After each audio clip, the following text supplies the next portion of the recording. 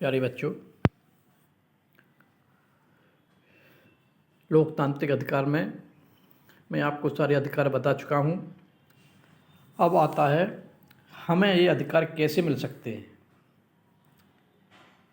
यद्यपि अधिकार गारंटी की तरह है, तब भी वे हमारे किसी काम के नहीं हैं अगर इन गारंटियों को मानने और लागू करने वाला ना हो तो संविधान में दिए गए मौलिक अधिकार महत्वपूर्ण हैं।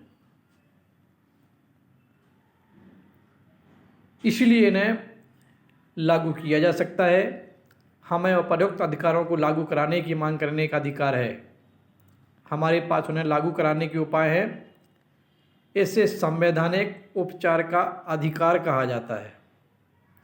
यह भी एक मौलिक अधिकार है। यह अधिकार अन्य अधिकारों को प्रभावी बनाता है। संभव है कि कई बार हमारे अधिकारों का उल्लंघन कोई और नागरिक या कोई संस्था या फिर स्वयं सरकार ही कर रही है, पर जब इनमें से हमारे किसी भी अधिकार का उल्लंघन हो रहा हो तो हम अदालत के जरिए उसे रोक सकते हैं। इस समस्या का निदान पा सकते हैं। अगर मौलिक अधिकारों का मामला हो तो हम सीधे सर्वोच्च न्यायालय या किसी राज्य के उच्च न्यायालय में जा सकते हैं। इसी कारण डॉक्टर अंबेडकर ने संवैधानिक उपचार के अधिकार को हमारे संविधान की आत्मा और हृदय कहा था। मौलिक अधिकार विधायिका, कार्यपालिका और सरकार द्वारा गठित किसी भी अन्य प्राधिकारी की गतिविधियों तथा फैसलों से ऊपर है। मौलिक अधिकारों का उल्लंघन करने वाला कोई कानून नहीं बन सकता, कोई फैसला नहीं लिया जा सकता। विधायिका या कार्यपालिका के किसी भी फैसले या काम से मौलिक अधिकारों का हनन हो तो उनमें कमी हो तो वह फैसला या काम ही अवैध हो जाएगा। हम केंद्र और राज्य सरकारों द्वारा बनाए गए ऐसे कानूनों को, उनकी नीतियों और फैसलों को या राष्ट्रीयकृत बैंक या बिजली बोर्ड जैसे उनके गठित संस्थाओं की नीतियों और फैसलों को चुनौती दे सकते हैं। वे भी व्यक्तियों या निजी संस्थाओं के खिलाफ मौलिक अधिकार के मामले में दखल दे सकती हैं। सर्वोच्च न्यायालय या उच्च न्यायालयों को मौलिक अधिकार लागू कराने के मामले में निर्देश देने, आदेश या रिट जारी करने का अधिकार है। अदालतें बिगड़ती गड़बड़ी के शिकार होने वालों को हर्जाना दिलवा सकती हैं और गड़बड़ी करने वालों को दंडित भी कर सकती हैं।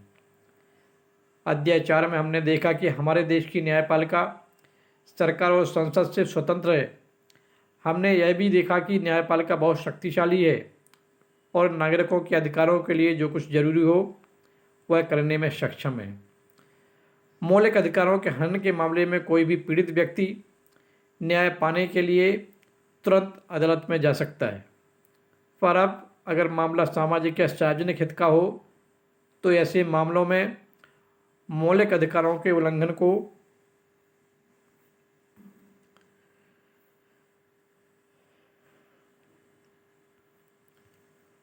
को लेकर के कोई भी व्यक्ति अदालत में जा सकता है। ऐसे मामलों को जनहित याचिका के नाम से भी जनहित याचिका के माध्यम से उठाया जाता है। इसमें कोई भी व्यक्ति या समूह सरकार के किसी कानून या काम के खिलाफ सार्वजनिक हितों की रक्षा के लिए सर्वोच्च न्यायालय या किसी उच्च न्यायालय में जा सकता है। ऐसे मामले जज के नाम पोस्ट कार्ड पर लिखी अर्जी के माध्यम से भी उठाए जा सकते हैं। बहुत सारे पोस्ट कार्ड लिखे जाएंगे और न्यायालय उसको भेजे जाएंगे। अगर न्यायाधीशों को लगे कि सचमुच इस मामले में सार्वजनिक हितों पर चोट पहुंच रही है तो वे मामलों को विचार के लिए स्वीकार कर सकते हैं।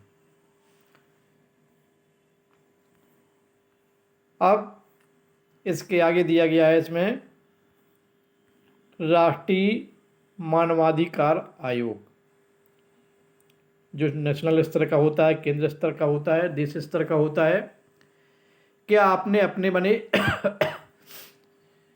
न्यूज कोलाज पर ध्यान दिया जिसमें राष्ट्रीय मानवाधिकार आयोग का जिक्र आया है। यह संदर्भ मानवाधिकार के प्रति बढ़ती जागरूकता और मानव गरिमा के संघर्षों के बारे में है। विभिन्न क्षेत्रों में मानवाधिकार उल्लंघनों के गुजरात दंगे जैसे कई मामले हैं जिनके बारे में देश भर से लोगों का ध्यान आकृष्ट किया जा रहा है।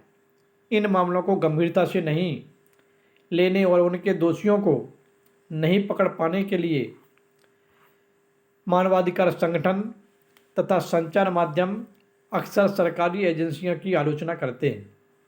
ऐसे में पीड़ितों की तरफ से किसी को दखल देने की आवश्यकता थी और राष्ट्रीय मानव अधिकार आयोग ने इस मामले में पहल की।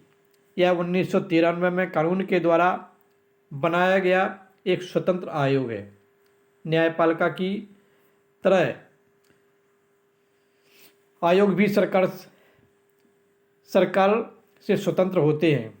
आयोग की नियुक्ति राष्ट्रपति करते हैं और इसमें आमतौर पर सेवानिवृत्त जज, अधिकारी या प्रमुख नागरिकों को ही नियुक्त किया जाता है, किंतु इस पर अदालती मामलों में फैसले देने का दायित्व या बोझ नहीं होता।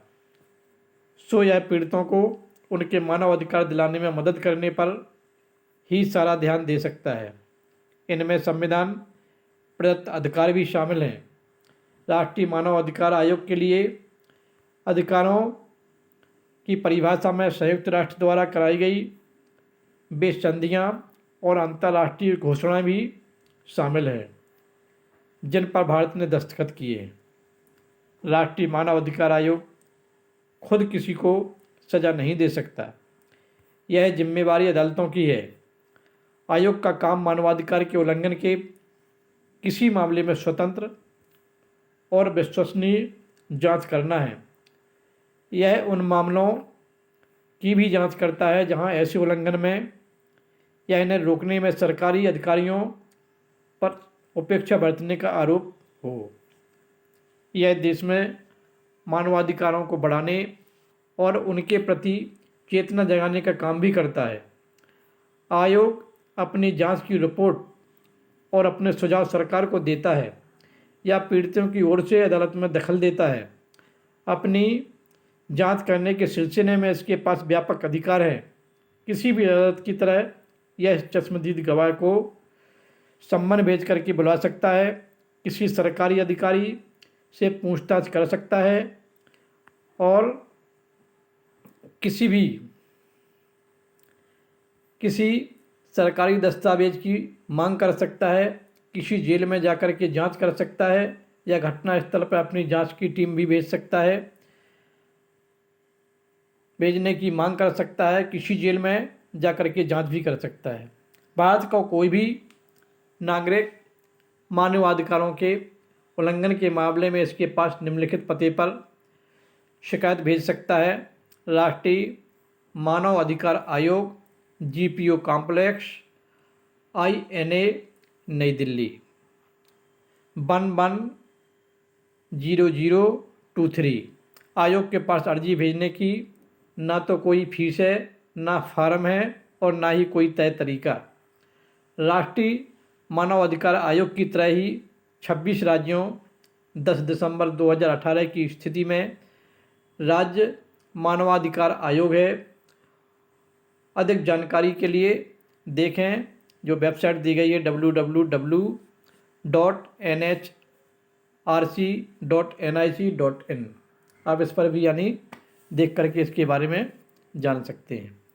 तो प्यारे बच्चों, आज के वीडियो में बस इतना ही। इसके आगे हम अगले वीडियो में आपको बताएंगे अधिकारों का बढ़ता दायरा, कौन कौन से अधिकार हैं। उन अधिकारों के बढ़ते दायरे के बारे में हम आपको इसके आगे यानी चर्चा करेंगे। Okay, bye.